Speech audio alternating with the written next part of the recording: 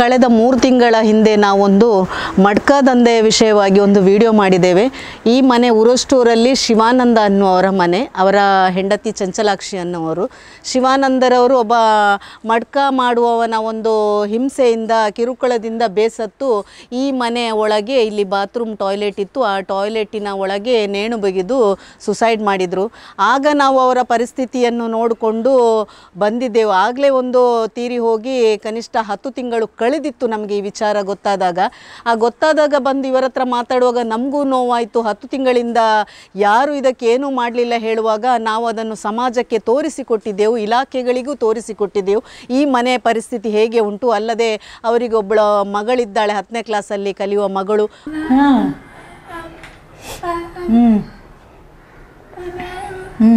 ಬಾಯಲ್ಲಿ ಚೀಟಿತ್ತ ಬಾಯಿಡ್ ತೂತಾರೆ ಪಾಪ ಪಂತೆರ ಎರಡ ಒಂದು ಏನು ಸೈಪೆ ಪಂತೆರ ದುಮ್ನ ದಿನ. ಅವಳಿಗೆ ಬಾಯಿ ಬರುವುದಿಲ್ಲ, ಕಿವಿ ಕೇಳುವುದಿಲ್ಲ, ಹಾರ್ಟ್ ಪೇಷಂಟ್. ಹಾಗಾಗಿ ತಂದೆಯ ನಂತರ ಅವರಿಗೆ ಈ ಮನೆಯಲ್ಲಿ ಯಾವುದೇ ಒಂದು ಆಧಾರ ಸ್ತಂಭ ಅಂತ ಇರಲಿಲ್ಲ ದುಡಿಲಿಕ್ಕೆ. ತಾಯಿ ಸಹ ಮನೆ ಕೆಲಸಕ್ಕೆ ಹೋಗಿ ದುಡಿದು ತರ್ತಾಯಿದ್ರು, ಆದರೆ ಮಗಳನ್ನು ಶಾಲೆಗೆ ಕಳಿಸಬೇಕು, ಹಾಗಾಗಿ ದಿನನಿತ್ಯ ಶಾಲೆಗೆ ಕಳಿಸುವುದು ಹಿಂದೆ ತರುವುದು ಹೇಳುವಾಗ ಭಾರಿ ಕಷ್ಟದಲ್ಲಿದ್ದರು. ನಾವು ಆ ವಿಡಿಯೋವನ್ನು ತೋರಿಸಿದ ಕೂಡಲೇ ಅವರು ಎಲ್ಲರ ಹತ್ರ ಕೂಗಿ ಹೇಳಿದರು ಅವರಿಗೆ ಏನಾಗಿದೆ, ಮಡ್ಕದಿಂದ ಏನಾಗಿದೆ ಅಂತ ಎಲ್ಲ ವಿಷಯಗಳನ್ನು ಹೇಳುವಾಗ ಕುಡ್ಲಾ ರಾಂಪೇಜ್ ಮಾಧ್ಯಮ, ಈಗ ನಾವು ಕುಡ್ಲಾ ರಾಂಪೇಜ್ ಪ್ಲಸ್ಸಲ್ಲಿ ಇದು ಮಾಡ್ತಾ ಇದ್ದೇವೆ. ಯಾಕೆಂದರೆ ಮೊದಲು ಕುಡ್ಲಾ ರಾಂಪೇಜ್ ಅಂತ ಇತ್ತು, ಅನಿವಾರ್ಯ ಕಾರಣಗಳಿಂದ ಕೆಲವು ಕೇಸಿಂದ ಅದು ಕೋರ್ಟಲ್ಲಿದ್ದ ಕಾರಣ ನಮಗೆ ಇನ್ನೊಮ್ಮೆ ಬಂದು ವಿಡಿಯೋ ಮಾಡಲಿಕ್ಕೆ ಆಗಲಿಲ್ಲ. ಈಗ ನಾವು ಕುಡ್ಲಾ ರಾಂಪೇಜ್ ಪ್ಲಸ್ಸಲ್ಲಿ ಇದನ್ನು ತೋರಿಸ್ತಾ ಇದ್ದೇವೆ. ಯಾಕೆಂದರೆ ಆ ಟೈಮಲ್ಲಿ ನಾವು ಇವರ ಫ್ಯಾಮಿಲಿದ್ದು ವಿಡಿಯೋ ಮಾಡಿ ತೋರಿಸುವಾಗ, ಅವರ ಮನೆಯದು ಪರಿಸ್ಥಿತಿಯನ್ನು ತೋರಿಸುವಾಗ ಎಲ್ಲರೂ ನಮಗೆ ಮೆಸೇಜಲ್ಲಿ ಫೋನಲ್ಲಿ ಕರೆ ಮಾಡಿ ಹೇಳಿದರು, ಏನು ಆ ಮನೆಗೆ ಅವಶ್ಯಕತೆ ಉಂಟು ಹೇಳಿ ಅಂತ ಹೇಳಿದರು. ಅವರ ಬ್ಯಾಂಕ್ ಅಕೌಂಟ್ ನಂಬರ್ ಕೊಡಿ ಅಂತ ನಮ್ಮ ಹತ್ರ ಹೇಳಿದರು. ಆದರೆ ನಾವು ಯಾರಿಗೂ ಅವರ ಬ್ಯಾಂಕ್ ಅಕೌಂಟ್ ನಂಬರ್ ಕೊಡಲಿಲ್ಲ. ಈಗ ಅದರ ಅವಶ್ಯಕತೆ ಇಲ್ಲ, ಆ ಟೈಮ್ ಸಂದರ್ಭ ಬಂದಾಗ ನಾವು ಕೊಡ್ತೇವೆ ಅಂತ ಇದ್ದೆವು. ಆದರೆ ಈಗ ನೋಡುವಾಗ ಮಳೆಗಾಲ ಹತ್ತಿರ ಬಂದಿದೆ. ನಾವು ಹೇಳಿ ತೋರಿಸಿದ ನಂತರ ನಮಗೂ ಆಯಿತು, ಇವರಿಗೆ ಆ ಮನೆಯೊಳಗೆ ಕೂತ್ಕೊಳ್ಳೋದು ಭಾರಿ ಕಷ್ಟ. ಇಲ್ಲಿ ಚಾವಣಿ ಈಗಲೇ ಮುರಿದು ಬಿದ್ದಿದೆ, ಮೊನ್ನೆ ಗಾಳಿಗೆ ಶೀಟೆಲ್ಲ ಕೆಳಗೆ ಬಿದ್ದಿದೆ. ಹಾಗಾಗಿ ಅದರೊಳಗೆ ಕೂತ್ರು ಇವರಿಗೆ ಏನಾದರೂ ತೊಂದರೆ ಅನುಭವಿಸ್ತದೆ. ಅಲ್ಲದೆ ಇಲ್ಲಿ ಟಾಯ್ಲೆಟ್ ಬಾತ್ರೂಮ್ ಇತ್ತು, ಆ ಟಾಯ್ಲೆಟ್ ಬಾತ್ರೂಮ್ ಸಹ ಇಲ್ಲಿ ಇಲ್ಲದ ಕಾರಣ ತಾಯಿ ಮಗಳಿಗೆ ಇದರಲ್ಲಿ ಕೂತ್ಕೊಳ್ಳಿಕ್ಕೆ ಆಗ್ತಾ ಇಲ್ಲ. ಪ್ರತಿ ದಿವಸ ಸಂಬಂಧಿಕರ ಮನೆಗೆ ಹೋಗಿ ಅಲ್ಲಿ ರಾತ್ರಿ ಮಲಗಿ ಹಗಲು ಇಲ್ಲಿ ಬರ್ತಾ ಇದ್ರು.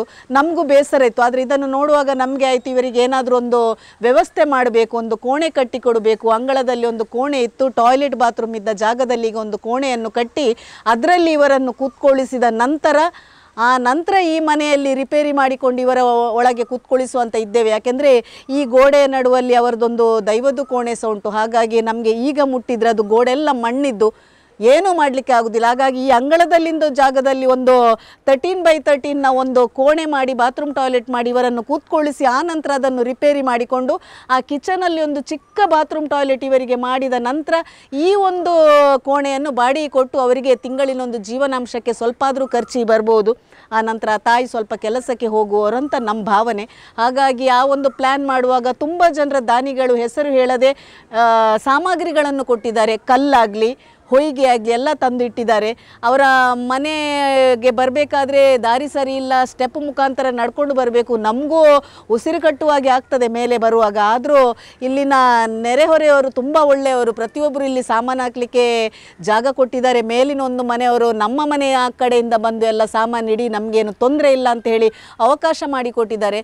ನಾನು ನಿಮ್ಮ ಹತ್ರ ವಿನಂತಿ ಮಾಡಿಕೊಳ್ಳೋದು, ಈಗ ನಾವು ಈ ಒಂದು ಮನೆಯೊಂದು ಕಟ್ಟಲಿಕ್ಕೆ ನೋಡಿ ಫೌಂಡೇಶನ್ ಎಲ್ಲ ಹಾಕಿ ಇಟ್ಟಿದ್ದೇವೆ. 3-4 ದಿವಸದಲ್ಲಿ ಕೆಲಸ ಮುಗಿಯಿತು.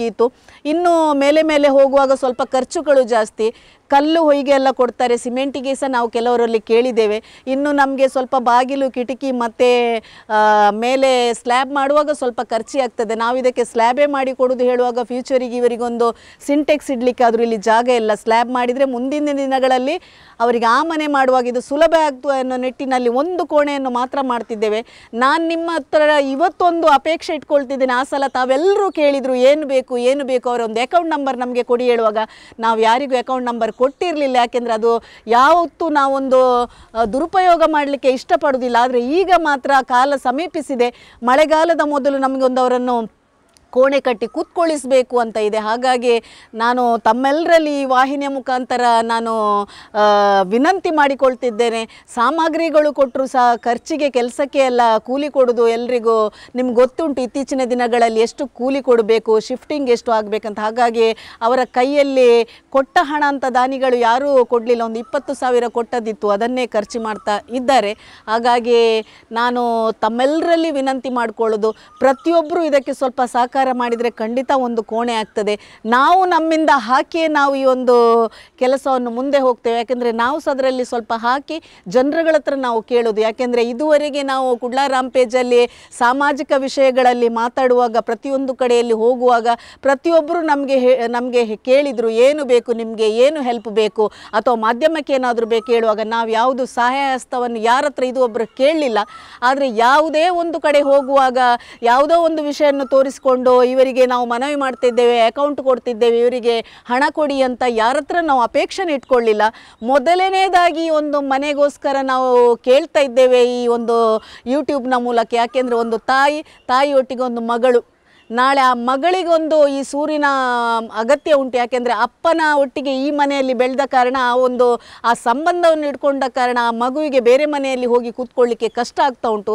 ಹಾಗೆ ಅವಳಿಗೋಸ್ಕರ ಅವಳ ಮುಂದಿನ ಒಂದು ಫ್ಯೂಚರ್ ನೋಡಿಕೊಂಡು ಏನಾದರೂ ಸ್ವಲ್ಪ ಹಣ ಬಂದು ಜಾಸ್ತಿ ಆದರೆ ಅವಳ ಅಕೌಂಟಿಗೆ ಕೂಡಿಟ್ಟು ನಾಳೆ ಅವಳ ಆರೋಗ್ಯಕ್ಕೆ, ಅವಳಿಗೆ ಖರ್ಚಿಗೆ, ನಾಳೆ ಹಾಸ್ಪಿಟಲಿಗೆ ಹೋಗುವಾಗ ಅದೊಂದು ಉಪಯೋಗ ಆಗ್ಬೋದು ಅನ್ನೋ ನಿಟ್ಟಿನಲ್ಲಿ ನಾವೊಂದು ಈ ಒಂದು ಮನವಿ ಮಾಡಿಕೊಳ್ತಿದ್ದೇವೆ. ದಯಮಾಡಿ ಎಲ್ಲರೂ ಏನು ಬೇಡ, ನಮ್ಮ ಈ ಒಂದು ಕುಡ್ಲ ರಾಂಪೇಜ್ ಪ್ಲಸ್ ಯೂಟ್ಯೂಬರ್ ಯಾರೆಲ್ಲ ವೀಕ್ಷಕರಿದ್ದಾರೆ, ಬೇರೆ ಯಾರು ಬೇಡ, ವೀಕ್ಷಕರೇ ಕನಿಷ್ಠ ನಿಮ್ಮಿಂದ ಆದಷ್ಟು ಸ್ವಲ್ಪ ಮಾಡಿದರೆ ಧಾರಾಳ ಆ ಮನೆಗೆ ಸಾಕಾಗ್ತದೆ. ಹಾಗಾಗಿ ಎಲ್ಲೂ ತಾಯಿ ಇದುವರೆಗೆ ಯಾರ ಹತ್ರ ಬೇಡಲಿಲ್ಲ, ಯಾವ ಅಪೇಕ್ಷೆನೂ ಇಟ್ಟುಕೊಳ್ಳದೆ ಕೂತಿದ್ದಾರೆ.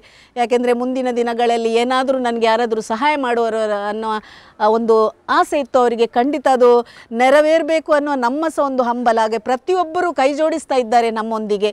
ಎಷ್ಟೋ ನಾನು ಹೆಸರು ಹೇಳದ ದಾನಿಗಳು ಕಳ್ಳು ಹೊಯ್ಗೆ ಎಲ್ಲ ಈ ಮೊದಲೇ ಇಲ್ಲಿ ತಂದು ಹಾಕಿದರು. ಈಗ 4-5 ದಿವಸದಿಂದ ನಾವು ಸ್ಟಾರ್ಟ್ ಮಾಡಿದ್ದೇವೆ. ಹಾಗಾಗಿ ನಾನೆಲ್ಲರ ತಮ್ಮಲ್ಲಿ ಕಳಕಳಿಯಿಂದ ವಿನಂತಿ ಮಾಡಿಕೊಳ್ಳೋದು, ಆ ಮಗುವಿನ ಮುಖ ನೋಡಿ ಪ್ರತಿಯೊಬ್ಬರು ತಮ್ಮಿಂದ ಆದ ಸಹಾಯ ಮಾಡಿ. ನಾವು ಯಾರ ಹತ್ರ ಸಹ ಇಷ್ಟು ಕೊಡಿ ಅಷ್ಟು ಕೊಡಿ ಡಿಮಾಂಡ್ ಮಾಡೋದಲ್ಲ. ಅವರಿಗೆ ಏನಾದರೂ ಒಂದು ಮುಂದಿನ ಒಂದು ದಿನಗಳಲ್ಲಿ ಅವರು ಕೆಲಸ ಮಾಡ್ತಾರೆ, ಆದರೂ ಆ ಮಗುಗೋಸ್ಕರ ಆದರೂ ಈ ಒಂದು ಮನೆ ಕಟ್ಟಲಿಕ್ಕೆ ನಮಗೆ ಸಹಾಯ ಮಾಡಬೇಕು. ಮಳೆ ಬರ್ತಾ ಉಂಟು, ಮೊನ್ನೆನೂ ನಮಗೆ ಭಯ ಆಯಿತು, ಎಲ್ಲ ಶೀಟ್ಗಳೆಲ್ಲ ಕೆಳಗೆ ಜಾರಿ ಹೋಗಿದೆ, ಅವರನ್ನು ಮನೆಯೊಳಗೆ ಕೂತ್ಕೊಳ್ಳಿಸಲಿಕ್ಕೆ ಭಯ ಆಗ್ತಾ ಉಂಟು. ಮಣ್ಣಿನ ಗೋಡೆ, ನಾಳೆ ಏನಾದರೂ ಹೆಚ್ಚು ಕಡಿಮೆ ಆದರೆ ನೋಡುವವರು ಇರಲಿಕ್ಕಿಲ್ಲ. ಹಾಗಾಗಿ ಎಲ್ಲರೂ ಪ್ರತಿಯೊಬ್ಬರು ದಾನಿಗಳು ತಮ್ಮಿಂದ ಆದಷ್ಟು ಅವರಿಗೆ ಸಹಕಾರ ಮಾಡಬೇಕು. ಆದ ನಂತರ ನಮಗೆ ಅದರಿಂದ ಎಷ್ಟು ಬಂತು ಆ ಲೆಕ್ಕವನ್ನು ತಮಗೆ ತೋರಿಸಿ, ನಮಗೆ ಯಾವಾಗ ಇದು ಸಾಕು ಇನ್ನು ಬೇಡ ಅಂತ ಹೇಳುವಾಗ ಖಂಡಿತ ನಾವು ಎಲ್ಲರಲ್ಲಿ ಬಂದು ಹೇಳ್ತೇವೆ, ಸಾಕು ಇದು ಕೊಟ್ಟದ್ದು ಅವರಿಗೆ ಧಾರಾಳ ಆಯಿತು ಅಂತ ಹೇಳ್ತೇವೆ ನಾವು. ಹಾಗಾಗಿ ತಮ್ಮಲ್ಲಿ ನಾನು ಆ ಮನೆಗೋಸ್ಕರ ಕಳಕಳಿಯ ವಿನಂತಿ ಮಾಡ್ತಿದ್ದೇನೆ. ಆದಷ್ಟು ಬೇಗ ನೀವು ನಮಗೆ ಸಹಾಯ ಮಾಡಿದರೆ ಈ ಮನೆ ಮೇಲೆ ಹೋಗಲಿಕ್ಕೆ ಸಹಾಯ ಆಗ್ತದೆ. ಮಳೆ ಬರಲಿಕ್ಕೆ ಶುರು ಆಗ್ತದೆ, ಮಳೆ ಒಳಗೆ ಇದೊಂದು ಮನೆಯನ್ನು ಕಟ್ಟಿಕೊಡಬೇಕಂತ ನಮ್ಮ ಒಂದು ಅಪೇಕ್ಷೆ. ಎಲ್ಲರೂ ನಮ್ಮೊಂದಿಗೆ ಕೈ ಜೋಡಿಸಬೇಕಾಗಿ ನಾನು ನಿಮ್ಮಲ್ಲಿ ಕೈ ಜೋಡಿಸಿ ವಿನಂತಿಯನ್ನು ಮಾಡ್ತಾ ಇದ್ದೇನೆ. ಯಾನ ಇತ್ತೆ ಮೂಲು ಇಲ್ಲಡ ಇಜ್ಜಿ ಇಲ್ಲದ ಪರಿಸ್ಥಿತಿ ಸರಿ ಇಜ್ಜಿ ಮುಲ್ಪ ಒಂಜಿಲ್ಲ ಬಾತ್ರೂಮ್ ಟಾಯ್ಲೆಟ್ಲ ಇಜ್ಜಿ ಯಾನು ಓಲೋಲ್ ಪೋದು ಜೆತ್ತೊಂದು ಪೋಪೆಯನ್ನು ಸಂಬಂಧದಕ್ಲ ಇಲ್ಲಾಗ ಮತ್ತು ಅಂಚಾದ ಪುನಃ ಇಂಕ ಮಾತಾಡಲ ಏನು ಒಂಜೇಕೇನು ಇಂಕ ಒಂಜಿ ಹೆಲ್ಪ್ ಮನ್ಪಲೆ ಬಾಲೆಲ್ಲ ಒಂಜಿ ಹುಷಾರಿಜ್ಜ ನೀನ ಹಾರ್ಟ್ ಪೇಷಂಟ್ ಅಲ್ಲ ಓಲ್ಲ ಪೋರಕ್ಕೇನು ಜಾಲಿತ್ತೆ ನಮ್ಮ ಇಲ್ಲಡೆ ಕುಲ್ಲುಗ ಅಂದು ಎಂಕ ಮೂಲು ಕುಲ್ಲು ಲೆಕ್ಕ ವ್ಯವಸ್ಥೆನೇ ಇಜ್ಜಿ ಟಾಯ್ಲೆಟ್ ಬಾತ್ರೂಮ್ಲ ಇಜ್ಜಿ ಮುಲ್ಪ ಅಂಚಾದ ಪುನಗ ಆ ಬಾಲೆಲ್ಲ ಕೇನು ಜಾಲು ಓಲ್ಲ ಪೋಯರೆ ಮೂಲೆ ಕುಲ್ಲುಗ ಪನ್ಪಾಲು 100 ರೂಪಾಯಿ ಕೊರಂಡಲ ಎಂದು ತೋನು ಏನು ಎಂಕೊಂಜಿ ಮಾತೆಲ್ಲ ಒಂಜಿ ಸೇರಿದು ಹೆಲ್ಪ್ ಮನ್ಪಲೆ.